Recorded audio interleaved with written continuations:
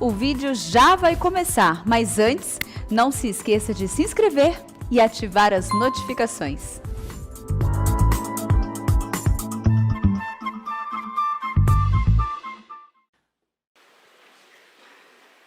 Meus irmãos, nós vamos abrir a palavra de Deus na carta de Paulo aos Efésios, capítulo 5, e leremos os versos 18 até o verso 21. Efésios 5, 18 a 21. Se você está com a versão atualizada, como a minha, versão Mara, você pode ler em uníssono comigo, por gentileza? Efésios 5, 18 a 21. Vamos todos juntos.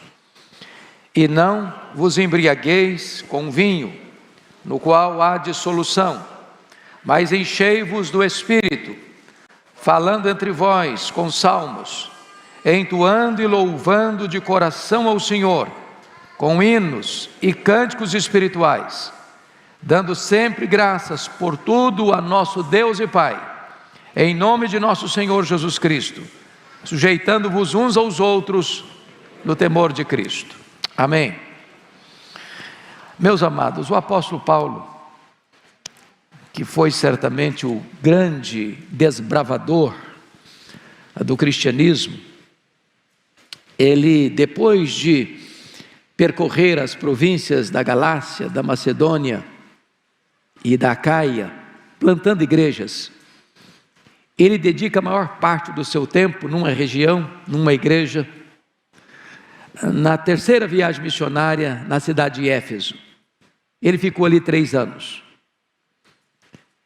Ele entendeu que aquela era uma cidade muito estratégica, e era uma cidade com mais de 300 mil habitantes, era a capital de uma província importante da Ásia, a província da Ásia Menor. Ela tinha mais de 300 mil habitantes, era uma cidade que hospedava uma das 7 maravilhas do mundo antigo, o templo da Diana dos Efésios, um palácio de mármore, 4 vezes maior do que o Partenon de Atenas. Era uma cidade muito idólatra, até porque as miniaturas do templo eram o principal produto que se vendia para os turistas que chegavam e saíam da cidade. Era uma cidade fortemente marcada pelo ocultismo. E Paulo chega ali, 3 anos, e experimenta o que nós chamaríamos hoje de um grande avivamento. Porque não apenas a cidade de 300 mil habitantes é impactada, transformada, a ponto da idolatria recuar, dos ocultistas serem convertidos e queimar os seus livros de magia em praça pública. Mas Atos 19 nos informa que a palavra de Deus prevaleceu em Éfeso. E Paulo aproveita também esse tempo, não apenas para plantar igrejas em Éfeso, mas em toda a província. E nós temos registro de igrejas nas outras cidades, como Esmirna, como Pérgamo, que era a segunda maior cidade da província, como Tiatira, Sardes, Filadélfia, Laodiceia e Colossos, bem como Hierápolis. Agora Paulo, ao ver uma transformação tão profunda na cidade, aquela igreja vai se transformar na igreja mais estratégica do Novo Testamento, superando inclusive Jerusalém e Antioquia da Síria. Porque quando Paulo sai da cidade, ele deixa naquela cidade, mais tarde, Timóteo como pastor da igreja. Mais tarde o apóstolo João vai ser o pastor da igreja. E quando ele escreve Apocalipse, ele morava em Éfeso. E diz a história que a própria Maria, mãe de Jesus, confiada a João, quando Jesus estava sendo crucificado, morou em Éfeso com João. O certo é, queridos irmãos, que Paulo então deixa essa cidade, vai a Jerusalém, levar uma oferta para os pobres da Judéia. Ele é preso em Jerusalém, ele fica 2 anos em Cesareia, sendo acusado pelos judeus. Opta por ser julgado em Roma, em virtude do governador Festo estar sendo cooptado, corrompido pelo sinédrio judaico. E ele chega em Roma, depois de um naufrágio, algemado, e fica 2 anos preso, numa casa alugada, sob a égide do imperador Nero, sob a proteção da guarda pretoriana, que era a guarda de elite do imperador. E é dessa prisão que Paulo escreve esta carta, a carta aos Efésios. Esta carta é chamada de a carta eclesiológica do Novo Testamento. É a carta onde Paulo trabalha com mais clareza e profundidade a doutrina da igreja. E você não pode pensar em igreja sem a ação do Espírito Santo, sem o poder do Espírito Santo. E eu queria que, antes de entrarmos na exposição propriamente do texto lido, nós observássemos que Paulo já começa a tratar do assunto do Espírito Santo no capítulo 1. Olha aí comigo, por favor, nos versículos 13 e 14. Ele diz assim: em quem também vós, depois que ouvistes a palavra da verdade, o evangelho da vossa salvação, tendo nele também crido, fostes selados com o Espírito Santo da promessa. Ou seja, o Espírito Santo é aquele que dá garantia a você de que você é salvo. A ideia do selo, ainda hoje, é uma ideia entendida por nós. Quando você fala que nós fomos selados, isso significa algumas coisas. Primeiro, selo fala de propriedade. Você é propriedade exclusiva de Deus. Tocar em você é tocar na menina dos olhos de Deus. Deus selou você, dizendo o seguinte: esse é meu, ninguém toca nele, ele é minha propriedade exclusiva. Mas em segundo lugar, a ideia de selo tem a ver com aquilo que é genuíno, aquilo que não foi adulterado, aquilo que não foi corrompido. Isso significa que você pertence a Deus. A obra que foi realizada em você não é uma obra misturada, híbrida, corrompida. Não, você é produto de uma obra exclusiva e genuína do Espírito Santo de Deus. Foi Ele quem regenerou você, e é Ele quem assegura a você a sua salvação. Mas em terceiro lugar, a ideia de selo traz também a ideia de inviolabilidade. Ou seja, ninguém pode romper esse lacre que Deus colocou na sua vida, esse selo que Deus colocou na sua vida.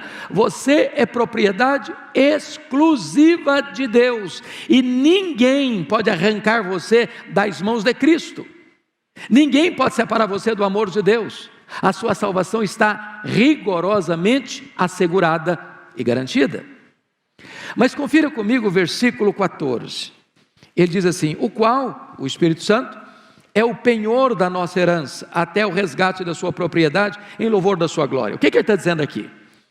O que ele está dizendo é que quando você foi convertido a Cristo, quando você foi salvo, regenerado, justificado, você recebeu o Espírito Santo. Você ainda não está glorificado, nem eu, nem nós, mas a ideia de penhor é a mesma palavra usada para anel de noivado. É o Senhor Jesus dando a você uma espécie de primeira prestação, dizendo: olha, eu estou dando essa prestação com a garantia de que eu vou completar o pagamento. O que ele está querendo dizer com isso? Você já está salvo, embora não está glorificado ainda, embora não está no céu ainda, mas o Espírito Santo habita em você como garantia de que aquele que começou a boa obra em você vai completá-la até o dia de Cristo Jesus. Como Jesus não é homem para mentir, quando Ele deu o anel de noivado para você, e você e eu, igreja, somos noiva de Cristo, Ele não vai romper esse relacionamento, Ele não vai terminar esse noivado. Nós vamos todos participar daquela grande festa das bodas do Cordeiro, como a noiva adornada, pura e santa para o seu esposo. Estamos assegurados, e o Espírito Santo é essa garantia. Mas vá comigo ainda para o capítulo 3, ele está tratando da obra do Espírito Santo, e quando chega no verso 16, no começo 17 também, ele diz assim: para que, segundo a riqueza da sua glória, vos conceda que sejais fortalecidos com poder, mediante o seu Espírito no homem interior, e assim habite Cristo no vosso coração.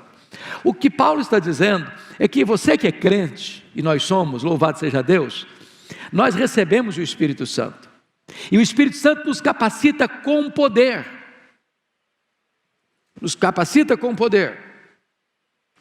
a Deus nos capacita com poder, mediante o seu Espírito no nosso interior. A grande questão é, qual é a evidência que você tem que o Espírito Santo que está em você capacita você? O Espírito Santo dá poder para você. Qual é a evidência que você tem esse poder do Espírito Santo? Qual é a prova que você tem o poder do Espírito Santo? Como é que isso pode ser demonstrado de forma prática que você tem o poder do Espírito Santo? Paulo responde no versículo 17: e assim habite Cristo no vosso coração, pela fé. O que significa isso? Há no grego duas palavras para habitar. Uma palavra é habitar na habitação temporária. Por exemplo, você viaja para fora da sua cidade e você se hospeda num hotel. Você paga uma diária e tem direito de entrar naquele quarto e desfrutar daquele quarto. Mas você não vai morar ali. Você vai sair dali. Você não é o dono daquele hotel.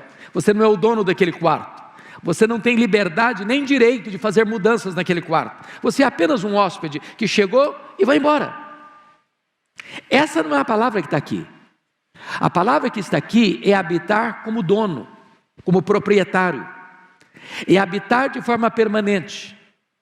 É habitar no sentido de que você é o proprietário e pode fazer mudanças, reformas, transformações.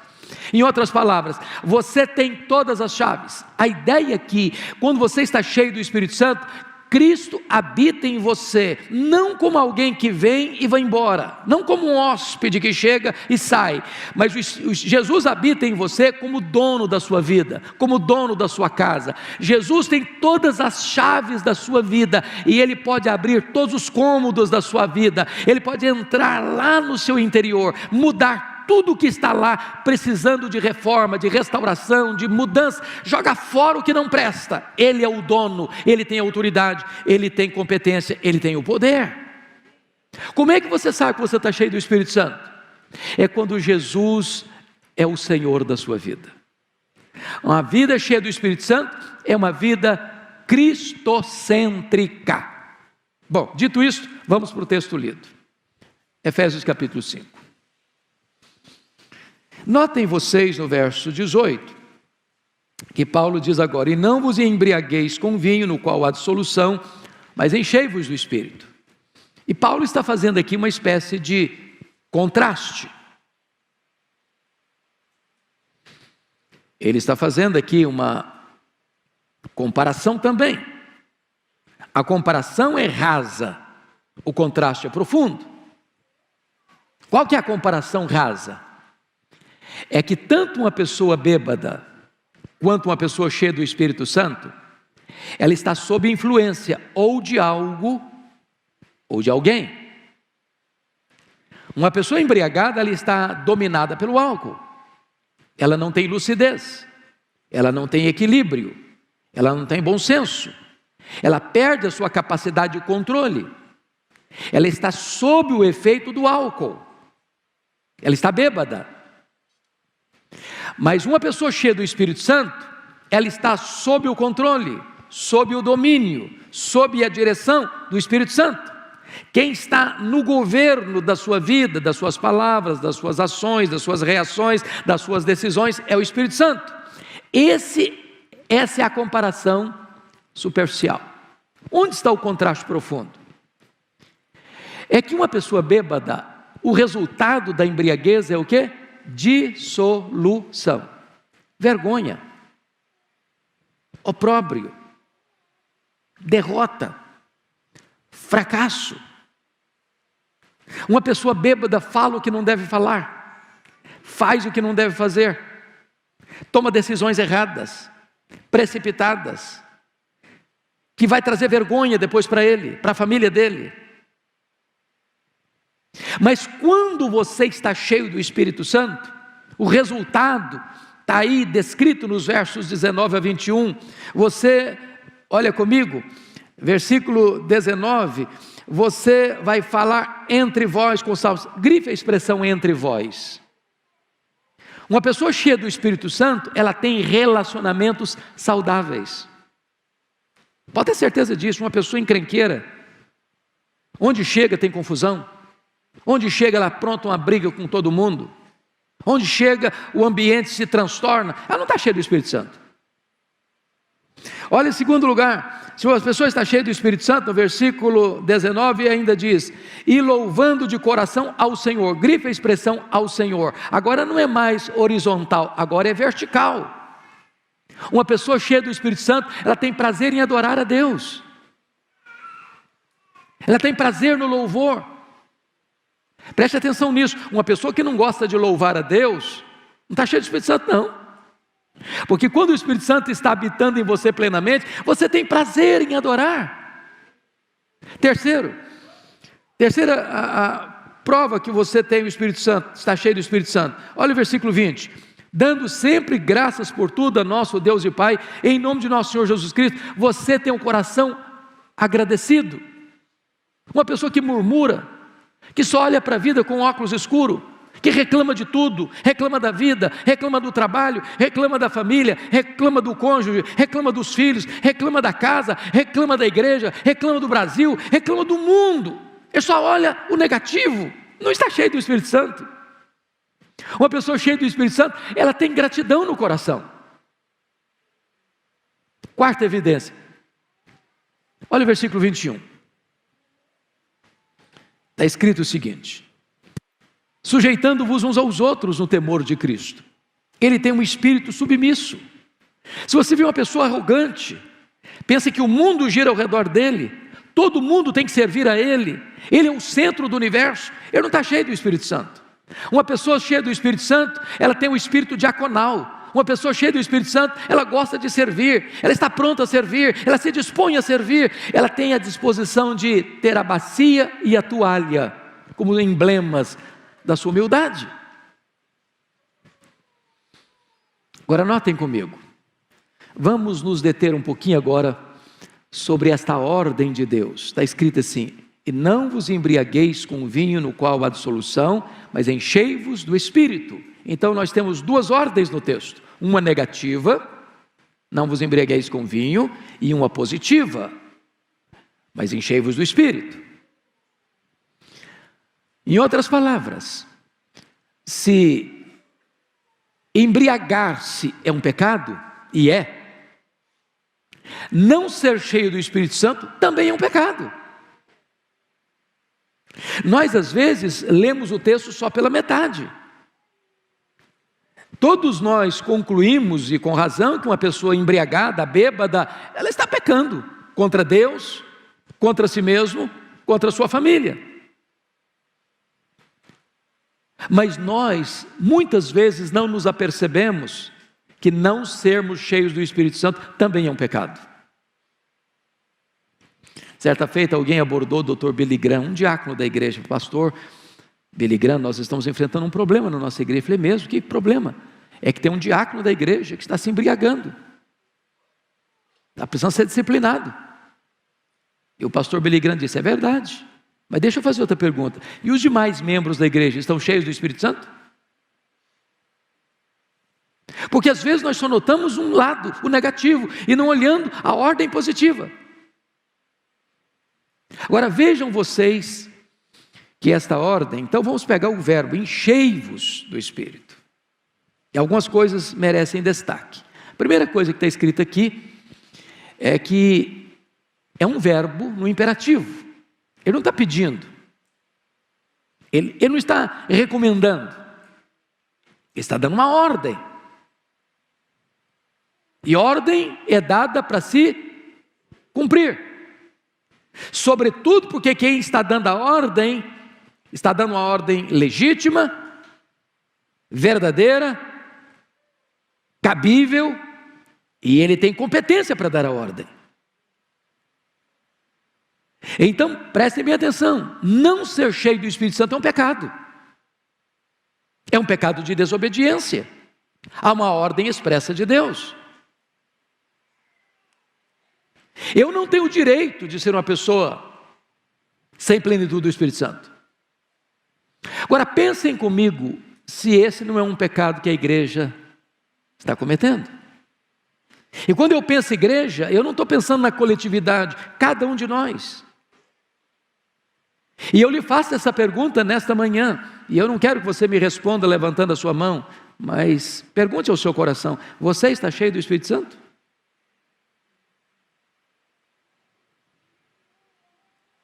Segundo lugar, vejam vocês que esse verbo não está apenas no imperativo, mas ele está no plural.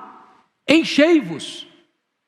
A plenitude do Espírito Santo, irmãos, não é um benefício, um privilégio ou uma ordem dada apenas para um grupo da igreja, para a liderança da igreja, para os mais maduros na fé, para os mais experientes.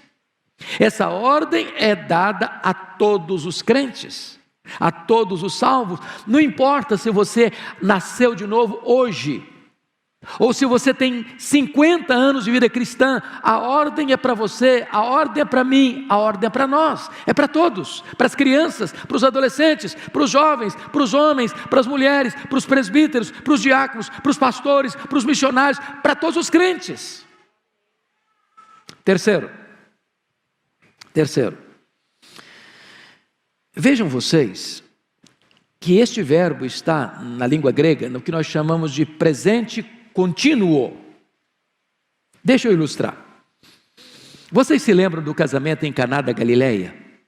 Que Jesus fez o seu primeiro sinal, o seu primeiro milagre. O que Jesus disse para os serventes? Tinham 6 talhas com águas de purificação, que era uma festa, as pessoas tinham que se lavar nas purificações para participar da festa. É o nosso álcool gel hoje.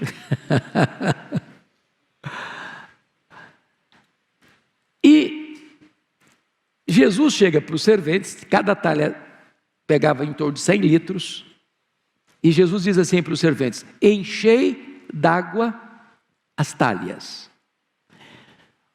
Aí aqui está escrito: enchei-vos do Espírito. Existe alguma diferença entre esses dois verbos? Encher lá as talhas e aqui enchei-vos do Espírito?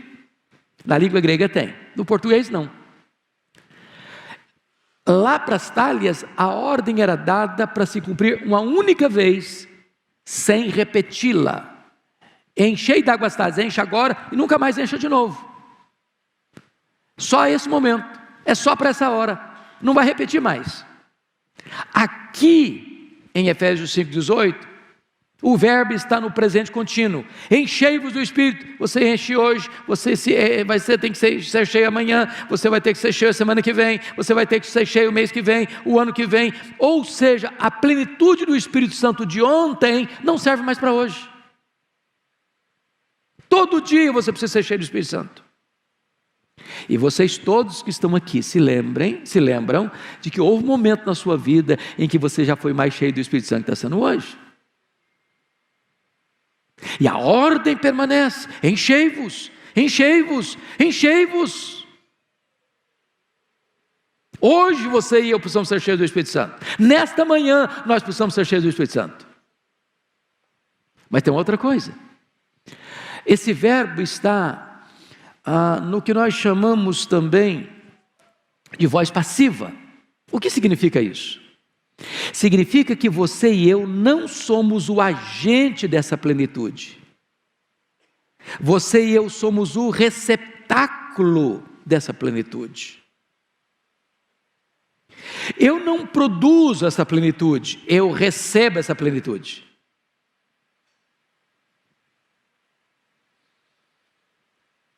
Agora vamos pensar comigo.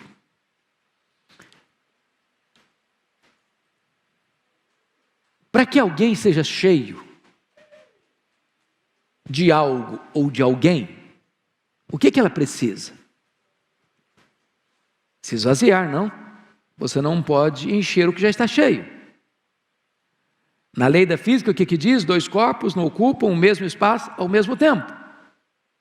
Por que tantas vezes nós não conseguimos ser cheios do Espírito Santo? Porque existe outra coisa ocupando. Às vezes a vaidade, a soberba, a ganância, a avareza, a impureza. O que tem enchendo o seu coração? Precisa ser esvaziado. Às vezes existem obstáculos nos dutos do nosso coração, impedindo que esta torrente do Espírito Santo nos encha. Mas deixa eu ilustrar biblicamente. Vocês se lembram daquela viúva cujo marido morreu? Ele era discípulo de Eliseu, na escola de profetas. E a mulher vai a Eliseu e diz: olha, nós temos dívidas e nós não temos nada. Os credores estão na nossa porta. E Eliseu perguntou para ela: o que você tem em casa? Ela respondeu: eu tenho uma botija de azeite. E ele disse: não, vai na vizinhança, peça vasilhas emprestadas, muitas vasilhas. Entre para o quarto, fecha a porta. E diz a Bíblia que ele ia colocando as vasilhas na botija, e enquanto tinha vasilhas vazias, o azeite estava jorrando e jorrando e jorrando e jorrando e jorrando. Quando acabaram as vasilhas vazias, o azeite parou de jorrar. Enquanto você tiver o coração disponível para Deus, há Espírito Santo para ser derramado na sua vida, derramado na sua vida, derramado na sua vida, e encher você, e encher você, e encher você, e encher você, e haverá mais espaço para encher você, e mais espaço para encher você. Deus tem mais para você, Deus tem mais para mim, Deus tem mais para nós. A grande pergunta então nesta manhã é: você está cheio do Espírito Santo? A ordem de Deus para você, para mim, para nós é: não vos embriagueis com vinho, o qual há dissolução, mas enchei-vos do Espírito. Que Deus nos abençoe. Amém.